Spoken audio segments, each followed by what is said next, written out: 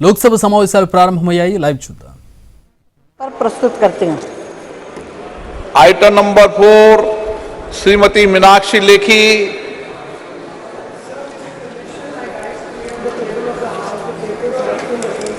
name at serial number 4 in today's list of business. आज रहेगी, प्रयास कर रहे हैं, ठीक कर देंगे। आइटम नंबर 5 डॉक्टर सुभाष सरकार।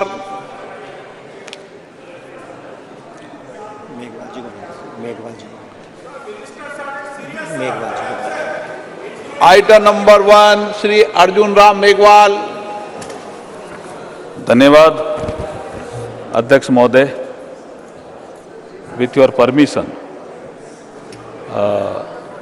I move that the bill further to amend the Constitution of India be taken into consideration. मैं इस बिल के संबंध में कुछ विषय आपके समक्ष रखना चाह रहा था। अध्यक्ष महोदय, ये कॉन्स्टिट्यूशनल अमेंडमेंट बिल है और महत्वपूर्ण बिल है। महिला सशक्तिकरण की दिशा में एक ये पेपर ले करना अभी तो आपको आइटम नंबर 1 का 9 बोला ना आपने? 9 नहीं 1 बोला। ओ 1। अध्यक्ष महोदय, मैं आपकी अनुमति से क्रम संख्या 1 पर अंकित दस्तावेज, मेरे सामने अंकित दस्तावेज मैं सदन के पटल पर रखता हूँ। आइटम नंबर 5 सुभाष सरकार। मेघवाल जी को करा दी, आप ही कर दो आइटम नंबर 5। अध्यक्ष महोदय, मैं सुभाष सरकार के सामने अंकित दस्तावेज जो क्रम संख्या 5 पर अंकित है, आपकी अनुमति से टेबल पर रखता हूँ। Item number 6 Shri Adhir Ranjan Chowdhury ji.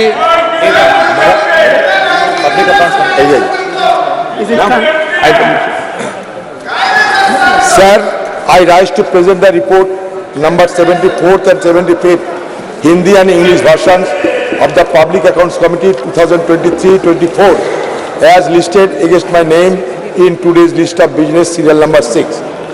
Item number 7 Shri Ravneet Singh.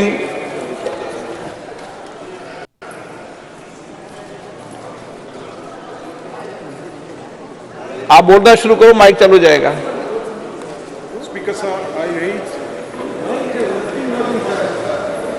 sir, I raise to lay on the table. Speaker sir, I rise to lay on the table the minutes of Hindi and English versions of the 11th sitting of the committee on absence of members from the sitting of the House as listed against my name at serial number 7 in today's order list. Thank you, sir. Item number 8 Shri B Mahtab जी।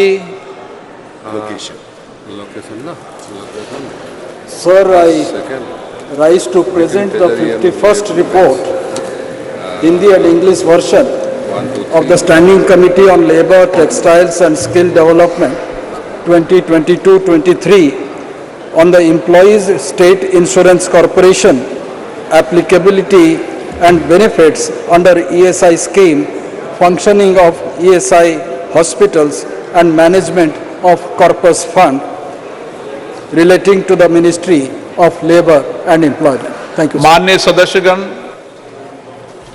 नई व्यवस्था है और नई व्यवस्थाओं में technology का भी प्रयोग किया है। इसलिए मेरा आग्रह है, आज सुबह भी 10 बजे से टेक्नोलॉजी के बारे में सिखाने के लिए सभी माननीय सदस्यों से आग्रह किया था।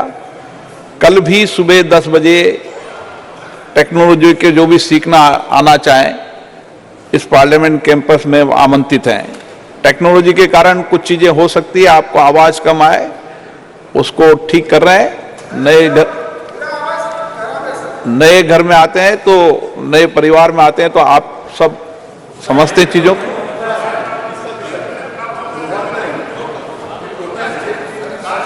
जी, Whether any paper circulation can be circulated at least for few days. ठीक है। और इसीलिए इस नई व्यवस्था में सभी लोग आसन का सहयोग करेंगे, ऐसी मेरी अपेक्षा है। जो कुछ भी व्यवस्थाओं के अंदर आपको लगे मुझे बताएं। इस 2 दिन के बाद आपको व्यवस्थाएं और व्यवस्थित मिलेगी। जितना दिन 2 दिन में ठीक होगा आप कोशिश करेंगे, नहीं तो नए सत्र के समय सब व्यवस्थाएं मिलेगी। हम सब जानते हैं कि नए प्रयोग में कुछ चीजें टेक्नोलॉजी को, हाँ वो भी सब विषय मेरे ध्यान में, और भी आप लिखकर मुझे डाल देना, मैं प्रयास करूंगा। Item number 9। धन्यवाद अध्यक्ष महोदय। एक मिनट। संविधान 128 व संशोधन विधेयक 2023। माननीय मंत्री जी। धन्यवाद अध्यक्ष महोदय। With your permission sir, I move that the bill further to amend the constitution of India be taken into consideration. The Constitution 128th Amendment Bill 2023। मैं अध्यक्ष महोदय इस बिल की कुछ जानकारियां सदन के पटल पर आपकी अनुमति से रखना चाहता हूं। अध्यक्ष महोदय, ये कॉन्स्टिट्यूशन अमेंडमेंट बिल है और महत्वपूर्ण बिल है। महिला सशक्तिकरण की दिशा में एक बढ़ता हुआ कदम है। दुनिया को भी दिशा दिखाने वाला ये बिल है। अमृतकाल की बेला में भारत को विकसित भारत बनाने की दिशा में एक महत्वपूर्ण कदम बढ़ाने वाला भी ये बिल है। माननीय अध्यक्ष महोदय, जैसे मैंने कल जिक्र किया था कि बाबा साहब भीमराव अंबेडकर जी ने 25 नवंबर 1949 को जब संविधान बन गया था और उनका अंतिम भाषण था, तो उन्होंने एक चेतावनी दी थी कि 26 जनवरी 1950 को राजनीतिक समानता तो प्राप्त हो जाएगी, लेकिन सामाजिक और आर्थिक क्षेत्र में जो असमानता रहेगी उसे आने वाली सरकारों को दूर करना होगा। उन्होंने ये भी कहा था, मैं कोट अनकोट कहना चाहता हूं, 26 जनवरी 1950 को हम परस्पर विरोधी जीवन में प्रवेश करने जा रहे हैं। राजनीति में हमारे यहाँ समानता होगी और सामाजिक और आर्थिक जीवन में असमानता होगी। राजनीति में हम एक व्यक्ति एक मत के सिद्धांत को मान्यता देंगे। हमारे सामाजिक आर्थिक जीवन में हम अपनी सामाजिक और आर्थिक संरचना के कारण एक व्यक्ति एक मूल्य के सिद्धांत नकारते रहेंगे। इस विरोधापूर्ण जीवन को हम कब तक जारी रखेंगे? कब तक हम अपने सामाजिक और आर्थिक जीवन में समानता से लोगों को वंचित रखेंगे? अब इसके बाद जो सरकारें आई, बाबा साहब के इस चेतावनी को भी ध्यान में ज्यादा नहीं रखा। ऐसा नहीं है कि उन्होंने योजना नहीं बनाई सामाजिक आर्थिक समानता लाने की, लेकिन जैसे ही 2014 में नरेंद्र मोदी जी आते हैं प्रधानमंत्री के रूप में देश में, उसके बाद से सामाजिक आर्थिक असमानता को दूर करने के लिए बहुत सी योजनाएं बनाते हैं, जिसका कल मैंने कईयों का जिक्र किया। बहुत सी योजनाएं जिसमें महिला सशक्तिकरण की योजनाएं भी सम्मिलित है। अब टॉयलेट बनते हैं, महिला की गरिमा भी बढ़ती है, जो संविधान की प्रस्तावना में कहा हुआ। महिलाओं को समानता भी मिलती है, एक घर में लाइट, एक घर में लाइट नहीं है, एक घर में टॉयलेट, एक घर में टॉयलेट नहीं है। तो ये समानता लाने का अधिकार महिलाओं को सबसे ज्यादा 2014 के बाद इसने स्केल भी बढ़ाया, योजनाओं में बजट भी बढ़ाया और स्पीड भी बढ़ी। इसलिए मैं ये कहना चाहता हूं कि भारत के संविधान की प्रस्तावना में सामाजिक और आर्थिक न्याय का भी उल्लेख है और प्रतिष्ठा और अवसर की समानता का भी उल्लेख है। आज के इस बिल से महिलाओं की प्रतिष्ठा तो बढ़ेगी, अवसर की समानता भी बढ़ेगी, महिलाओं को रिप्रेजेंटेशन मिलेगा। इसके महत्वपूर्ण 4 ऐसे क्लोज हैं जिनका मैं जिक्र करना चाहूंगा कि हम जो इस बिल के माध्यम से अमेंडमेंट कर रहे हैं, इसमें 4 महत्वपूर्ण क्लोज हैं। बाकी जो चर्चा होगी उसके बाद जो विषय आएंगे उसका बाद में उत्तर देने का अवसर मिलेगा, आप देंगे तो मैं दूंगा। पहला जो क्लॉज है वो संविधान का आर्टिकल 239, उसमें हम एक 239AA जोड़ रहे हैं, जिससे नेशनल कैपिटल दिल्ली की असेंबली में महिलाओं के लिए 33% सीट का रिजर्वेशन सुनिश्चित होगा। ये it is a first amendment clause है इस बिल में, क्लॉज 2। फिर हम दूसरा क्लॉज 3 जोड़ रहे हैं, जिसमें 330 आर्टिकल जो संविधान का है उसमें 33A एक हम सेक्शन जोड़ रहे हैं, आर्टिकल जोड़ रहे हैं, जिसके अनुसार महिलाओं के लिए लोकसभा में 33% आरक्षण होगा। लोकसभा में ये बहुत बड़ा कदम है अध्यक्ष जी, बहुत बड़ा कदम है। और तीसरा संशोधन बिल के क्लॉज 4 के अनुसार संविधान के आर्टिकल 332 के बाद एक नया आर्टिकल 33A जोड़ा जा रहा है, जिसके अनुसार महिलाओं के लिए स्टेट लेजिस्लेटिव असेंबली में स्टेट लेजिस्लेटिव असेंबली में 33% सीटों का प्रावधान हम करने जा रहे हैं। और जो चौथा एक क्लॉज है 5, उसके अनुसार संविधान का आर्टिकल 334 के बाद एक नया आर्टिकल 33A जोड़ा जा रहा है, जिसके अनुसार महिलाओं के लिए ये आरक्षण जो आज ये सदन चर्चा के लिए ले रहा है, ये आरक्षण 15 सालों के लिए प्रभावी रहेगा। 15 सालों के बाद अगर इसको बढ़ाना है तो ये संसद ही तय करेगी, ये संसद को अधिकार रहेगा। और ये जो सीटें हैं जितनी आज है, जैसे जैसे सीटें बढ़ती जाएगी 33% के अनुसार महिलाओं का आरक्षण भी बढ़ता जाएगा।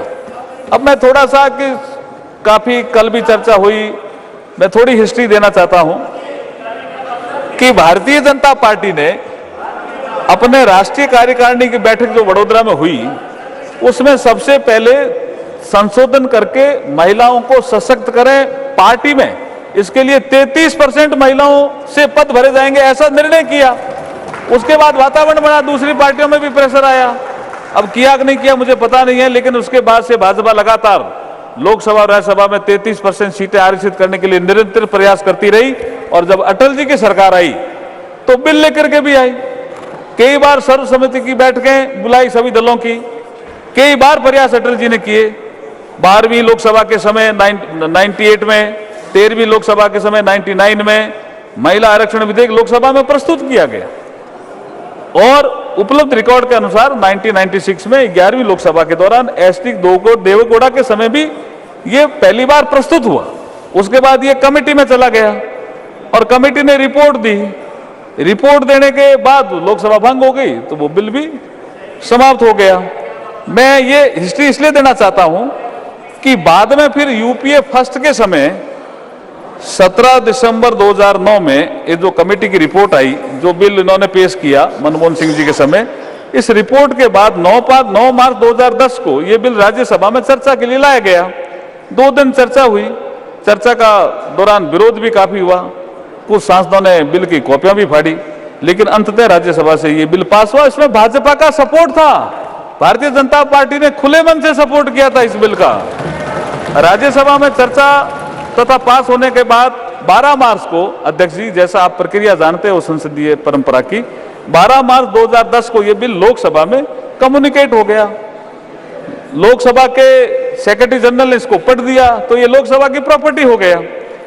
और जब प्रॉपर्टी हो गया तो उसके बाद कई बार हम प्रतिपक्ष में थे उस समय, हमने भी डिमांड की कि इस बिल को ले आओ, लेकिन इनको सत्ता सुख का ज्यादा विषय था, इस बिल के बारे में चिंता कम थी, इसलिए बिल लेके नहीं आए। फिर लोकसभा जैसे ही भंग हुई 18 मई 2014 को तो ये बिल भी लैप्स हो गया। तो लोकसभा में तो कभी इनके पीरियड में चर्चा के लिए नहीं आया। फिर मैं ये कहना चाहता हूं कि ये कल जो अननेसेसरी ये विवाद कर रहे थे, संविधान में साफ लिखा हुआ है, आर्टिकल 107 के सब आर्टिकल 5 में प्रावधान है, यदि कोई बिल लोकसभा में लंबित है तो वह लोकसभा के विघटन के साथ ही लैप्स हो जाएगा। It is a constitutional provision. तो मैं आपके माध्यम से यह कहना चाहता हूं कि यह बहुत महत्वपूर्ण बिल है। इसमें अगर सर्वसम्मति बने आपके माध्यम से तो बहुत अच्छा रहेगा। सदस्यों के जो सुझाव आएंगे उनको हम जरूर ध्यान में लाएंगे, क्योंकि एक कविता के माध्यम से अभी का भाषण में समाप्त करना चाहता हूं। नारी के बारे में हमारे शास्त्रों में लिखा है, तुम सृष्टि की आधारशिला, तुम सृष्टि की आधारशिला, तुमसे मानव को प्राण मिला, संगीत तुम्हारा कण कण में, तुमने जीवन में रंग भरा, तुम मां भी हो और बेटी भी, तुम बहन और अर्धांगनी, तुम प्रेम भी हो और शक्ति भी, तुमसे ही जीवन पूर्ण हुआ। ये बिल पास करो जिससे ये हमारा प्रतिनिधित्व वाला मामला भी पूर्ण होगा। बहुत बहुत धन्यवाद अध्यक्ष जी। मैं चाहता हूं कि चर्चा प्रारंभ की जाए और सर्वसम्मति से बिल को पास करने का प्रयास किया जाए। आपको